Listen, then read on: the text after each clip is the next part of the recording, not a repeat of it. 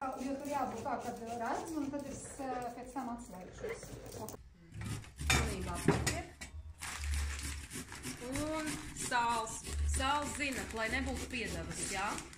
Ne jods, ne stabilizētāji, ne balinātāji, ne kas. Jūras vai akmens? Jūras varbūt akmens. Super. Šitos likt šeit droši vien, jā? Krāmē.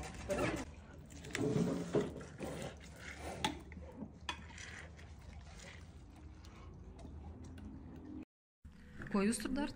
Uzlikām kāpostu lapu.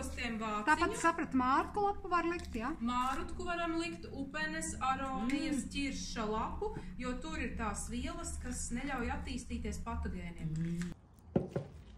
Dzekam man patīk sliknāk. Veidosies gāze un kaps ārā, šņāks. Kāposti var sākt divos pēc sēra, tas ir normāli. Man atsūtīs vai ne? Tagad tieši, jā. Un te tagad, iedomājieties, kad ir ļoti daudz vīnogu, šito visu var kājām riktīgi. Pakomentē. Vai pareizi?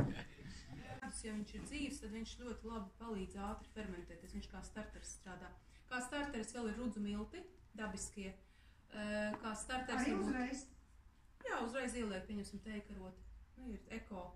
Lai gan parasti svaigi spiesta sula fermentējas izcili, es nezinu kāpēc, bet šī sula man neuzfermentējās pat pēc 2 dienām. Viņa mežābele un tīra un tur nekas nav, bet varbūt viņa ir par skābu, varbūt tur pa maz cukuru.